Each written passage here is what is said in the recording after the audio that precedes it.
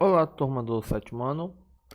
Vamos começar nossa aula de geografia dessa semana, iniciando com a correção que começa na página 375.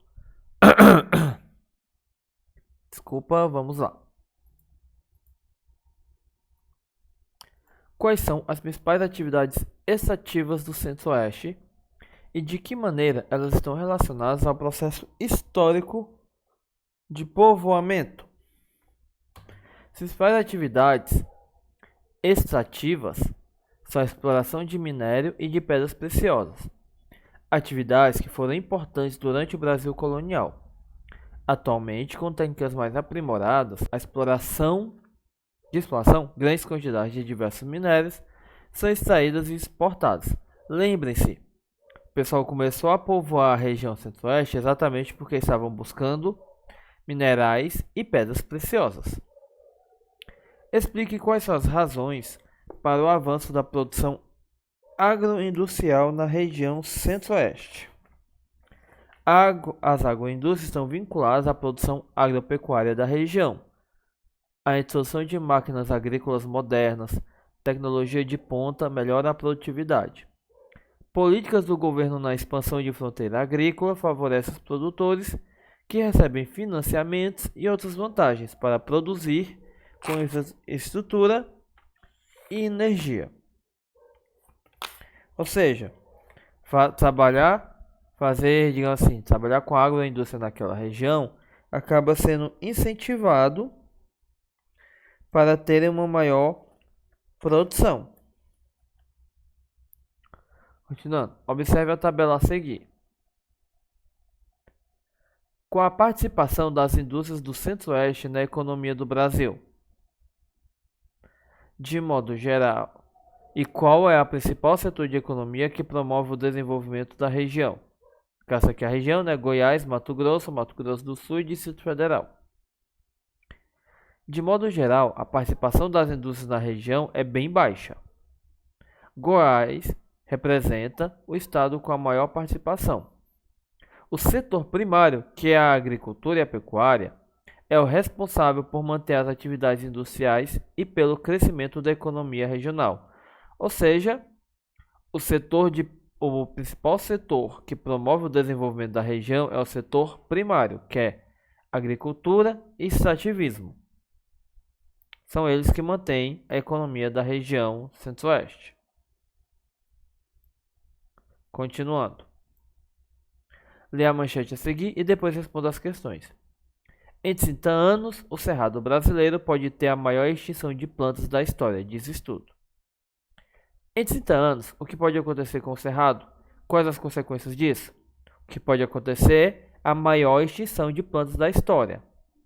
E quais as consequências? Expansão da atividade agropecuária, que causa grande devastação da vegetação e, consequentemente, dos animais que vivem nela. E por serem espécies endêmicas, ou seja, que só existem lá, uma vez que essas espécies se perdem, não tem como repor. Elas são extintas permanentemente. Você concorda com a projeção sobre a extinção das plantas? Explique sua resposta. Aqui é pessoal. Por exemplo, vocês podem achar que é um cenário muito catastrófico e que pode haver uma solução sustentável para impedir essa extinção. E outros de vocês podem realmente achar que esse processo vai destruir toda aquela região. Seja, é uma opinião pessoal de vocês. A imagem abaixo mostra a atividade muito praticada no Pantanal. Observe e responda as questões. Que atividade é representada na imagem? Pecuária. Quais são os principais problemas ambientais causados pela expansão dessa atividade na região? Desmatamento para fazer campo, queimadas para fazer campo, poluição dos rios e perda de biodiversidade. Tudo isso é causado pela pecuária. E no caso aqui é a pecuária extensiva, onde o gado é criado solto, pastando e se alimentando dos pastos em volta dele. Continuando. O que estudei? Vamos fazer os completos aqui. A região centro-oeste faz fronteira com países da América do Sul e também com as regiões Sudeste, Nordeste, Sul e Norte, ou seja, ele faz fronteira com todas as regiões brasileiras. O estado de Goiás, Mato Grosso e Mato Grosso do Sul compõem a região Centro-Oeste. A região abriga formações vegetais como Pantanal, Cerrado e Floresta Amazônica. Nessa região localizam-se importantes bacias hidrográficas, como a do Paraguai, a Tocantins e Araguaia. A construção da capital, Brasília, e a modernização do campo estimularam o crescimento de novas cidades e foram fatores importantes para o avanço populacional e econômico. E a última, a atividade agropecuária, com a produção de soja e carne bovina, faz da região Centro-Oeste importante polo exportador reconhecido mundialmente. Teve também essas atividadezinhas, depois. Observe novamente o mapa das páginas 330 e localize o estado onde você mora. Depois assinale as vegetações nativas encontradas no seu estado. No caso, nosso é Caatinga. Agora descreva as principais características da vegetação predominante no estado que você mora. Composta principalmente de cactos e plantas retorcidas, de coloração branca, que perdem suas folhas no período da estiagem. A fotografia a seguir mostra uma área de floresta tropical, também conhecida como Mata Atlântica. De acordo com a observação da imagem e com o que foi estudado na página 334, escreva no caderno um pequeno texto sobre a atual situação dessa vegetação no Brasil. Pela situação que vemos aqui, nessa imagem, ela está bastante devastada e destruída. Continuando. Sobre as regiões brasileiras apresentadas no mapa da página 337, responda às questões a seguir. Relacione os estados com as suas respectivas regiões. Mato Grosso, Mato Grosso do Sul, Goiás, Distrito Federal. Centro-Oeste. Acre, Rondônia, Amazonas, Pará, Roraima, Amapá e Tocantins. Norte. Maranhão, Piauí, Ceará, Rio Grande do Norte, Pernambuco, Paraíba, Alagoas, Sergipe, Bahia. Nordeste. Espírito Santo, Minas Gerais, Rio de Janeiro e São Paulo. Sudeste. Paraná, Santa Catarina e Rio Grande do Sul. Sul, ou seja, a sequência 3, 4, 2, 5, 1. Quantos estados fazem parte da região Norte? 7. Qual é a região brasileira que apresenta maior número de estados e quantos são eles? É a região Nordeste, com 9 estados. Quais regiões brasileiras apresentam menor quantidade de estados? Quantos estados pertencem a elas? Região Sul e Centro-Oeste, cada uma com 3 estados. E qual região brasileira faz limite com todas as regiões do país? Região Centro-Oeste. Com base nos dados apresentados na página 342, insira na tabela abaixo o total de população de cada estado da região Norte. Depois responda as questões. No caso está aqui, No Acre, 829.619. No Amapá, 797.722. No Amazonas, 4.063.614. No Pará, 8.366.628. Em Rondônia, 1.805.788. Em Roraima, 522.636. E em Tocantins, 1.550.194. Qual é o estado mais populoso? Pará. E qual é o estado menos populoso? Roraima. Ou seja, não podem nem falar do Acre.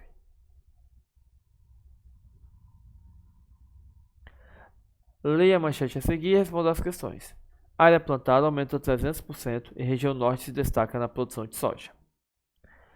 Qual região brasileira está sendo tratada na manchete e qual cultivo está destacado nessa região? É a região norte e a soja. Esse cultivo que tem avançado sobre a região pertence a qual atividade econômica? E qual a relação desse tipo de atividade à devastação da floresta amazônica? Se é soja, agricultura.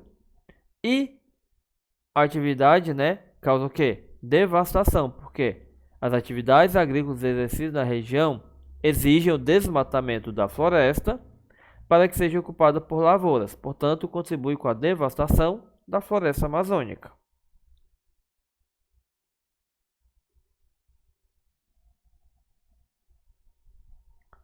Continuando, a seguir são apresentadas algumas paisagens consideradas símbolos da região centro-oeste. Ligue-as corretamente às informações que apresentam. Essa é a ordem de ligar.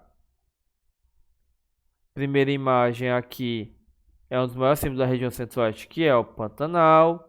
A segunda imagem é o Distrito Federal. E a terceira imagem é a agricultura. Em sua opinião, por que o processo de ocupação e povoamento da região centro-oeste não foi favorável para os povos indígenas da região? Bem, por quê? Principal, como é uma resposta pessoal, mas o que a gente pode perceber é o quê? Que os povos indígenas tiveram suas populações reduzidas ou extintas e suas terras foram ocupadas por grandes propriedades agrícolas, ou seja, eles perderam tudo que tinham.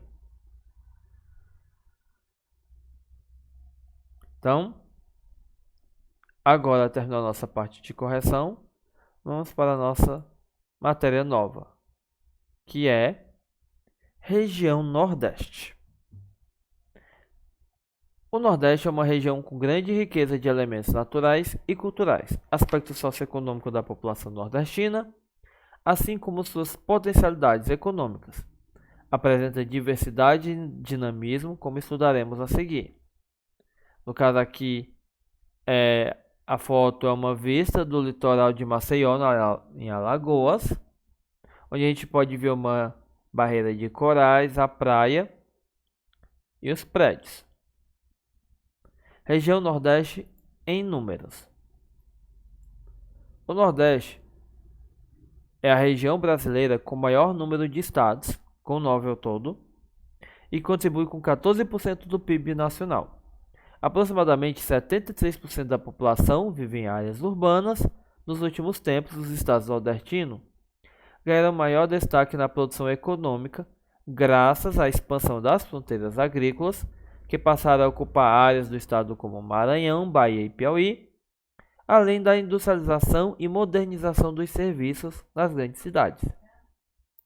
Observe o mapa político e a tabela com a população dos estados do Nordeste e note a relação entre extensão territorial e quantidade de habitantes.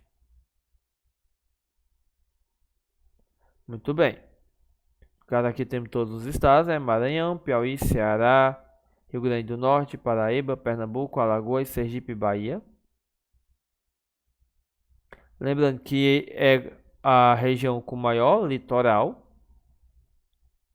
E vamos ver como é que ela está dividida de forma natural. Quais são os biomas encontrados dentro da região Nordeste? Os diferentes tipos de clima na região Nordeste influenciam diretamente na formação das paisagens naturais. Embora todos os climas que atuam na região apresentem elevadas temperaturas, ou seja, são quentes, há diferenças entre eles, como por exemplo, no litoral, o clima úmido faz com que as chuvas sejam frequentes ao longo do ano. Com essa característica climática, é favorável o desenvolvimento da floresta tropical nessa porção da região. Na porção noroeste do Maranhão, por sua vez, encontramos trechos da floresta amazônica, formação que se desenvolve em condições de clima equatorial. Observe com atenção os mapas a seguir e identifique a relação entre os tipos de vegetação e os tipos de clima da região. Vamos lá. Observem bem. Os tipos de vegetação que encontram aqui: floresta amazônica, floresta tropical, cerrado, campo, vegetação litorânea, caatinga e mata dos cocais. Vimos aqui, né? E aqui, ó, os climas. Clima equatorial, no verdinho. Tropical típico, no amarelo. Tropical úmido, que é esse roxinho, e o semiárido, que é a maior parte, que pega o interior, que é esse rosa, que consequentemente bate principalmente com a caatinga. O clima equatorial com a área de floresta amazônica e o tropical úmido com a faixa de mata de vegetação litorânea. Nas áreas onde atua o clima semiárido, desenvolve-se a caatinga, constituída por plantas que em geral são resistentes à escassez de água.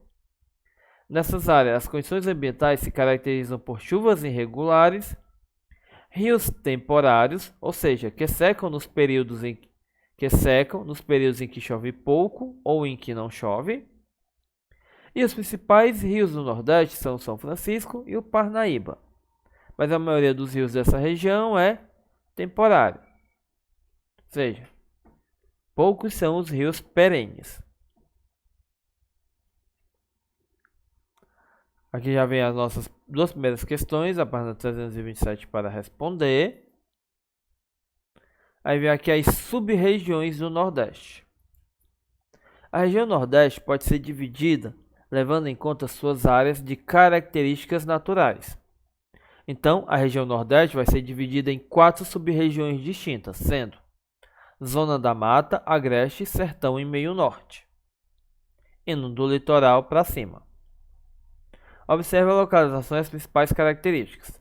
Lembrando, Zona da Mata é a faixa verde que pega boa parte desse litoral. Agreste é uma área de transição entre a Zona da Mata e o Sertão. E por último, o Meio Norte, que pega aqui a partir do Maranhão e Piauí. A Zona da Mata, faixa costeira onde se concentra a maior parte da população. Originalmente coberta pela Mata Atlântica, essa formação está atualmente devastada pelas monoculturas de cana-de-açúcar e pelo crescimento das cidades. O Agreste, que é essa área de transição, apresenta aspectos de transição entre o litoral úmido e o sertão mais seco. Portanto, conta com espécies de vegetação tanto da Mata Atlântica como também da Caatinga. O sertão é a sub-região mais extensa. O clima semiárido com temperaturas elevadas e longos períodos de chuvas escassas ou sem chuva favorece a presença de vegetação da Caatinga e de rios temporários. E por último, o Meio Norte, região de transição, que se encontra espécies típicas da floresta amazônica, do sertão, do cerrado e da caatinga. Nessa sub-região ocorre a vegetação da mata de cocais, como a palmeira, o babaçu e a carnaúba, explorados no extrativismo vegetal.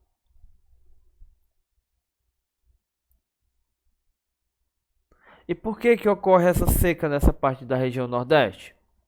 Aqui vem a explicação. O regime de chuvas na região Nordeste é irregular em algumas áreas, como na zona da mata, as precipitações são mais elevadas e regulares. Porém, no Agreste e no Sertão, as chuvas se concentram em alguns meses do ano. A escassez de chuvas em algumas áreas é influenciada por fatores relacionados ao relevo. A massa de ar que se forma sobre o Oceano Atlântico se desloca e carrega a umidade para o continente. Ao encontrar informações do relevo como Planalto da Borborema e a Chapada Diamantina, essas massas perdem grande parte de sua umidade por meio de precipitações e avançam mais secas para o interior. Isso ocorre porque ao passar por essa barreira natural, essas massas de ar se elevam e ao atingir certa altitude, os ventos quentes são resfriados e o vapor de água se condensa, provocando as chamadas chuvas orográficas. Que é o quê? Como vem a massa de ar úmida vem nessa direção e tem essa barreira, ela sobe. Em ciências vocês viram, né? Quanto mais alto subir, mais frio se torna. Como essa massa cheia de ar e de umidade subiu, essas gotículas de água vão começar a se condensar, ficar pesada e, consequentemente, chover. Ao choverem, ela perde a umidade. Então, o que passa para cá acaba passando bem mais seco. já que ele perdeu toda a umidade nessa chuva orográfica aqui. As secas na região Nordeste geralmente são agravadas nos anos em que ocorre o fenômeno do El Niño. Esse fenômeno se dá em função do aumento da temperatura das águas do Oceano Pacífico. No Brasil, os impactos do El Niño estão associados ao aumento das chuvas na região Sul e à diminuição de chuvas na região Nordeste. Aqui a gente vê um exemplo da Chapada Diamantina das chuvas orográficas. A umidade não consegue atravessar essas chapadas e acaba chovendo nessa região. Muito bem. Aqui vem a parte da transposição do Rio São Francisco, que está quase concluída. Um dos projetos do governo federal para minimizar o problema da seca do Nordeste é a transposição das águas do Rio São Francisco. Por meio da construção de canais, pretende-se abastecer os rios temporários que cruzam o semiárido nordestino e fornecer água potável para melhorar a vida da população.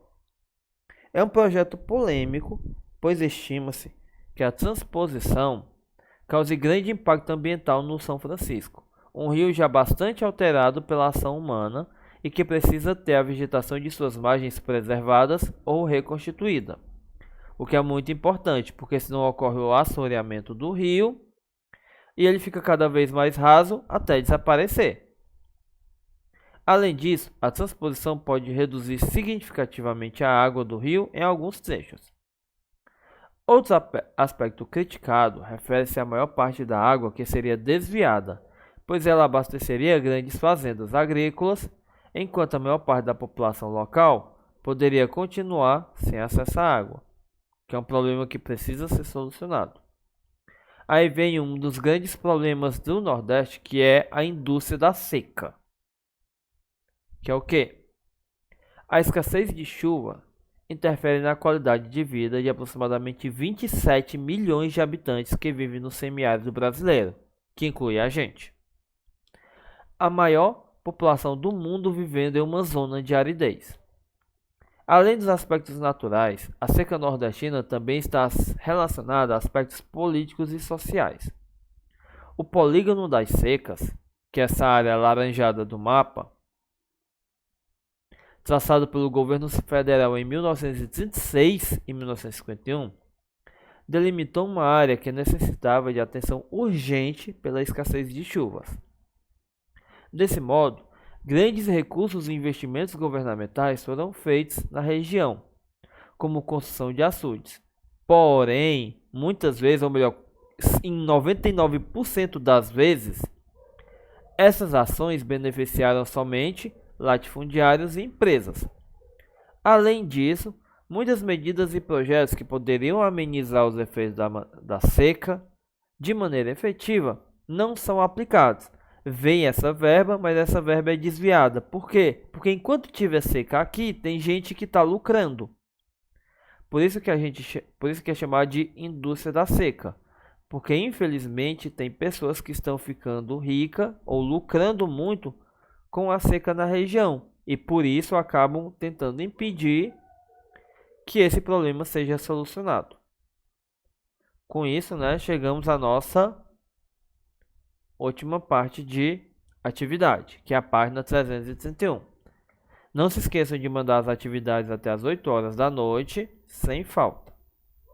Com isso, a nossa aula vai chegando ao final. Bons estudos. Tchau.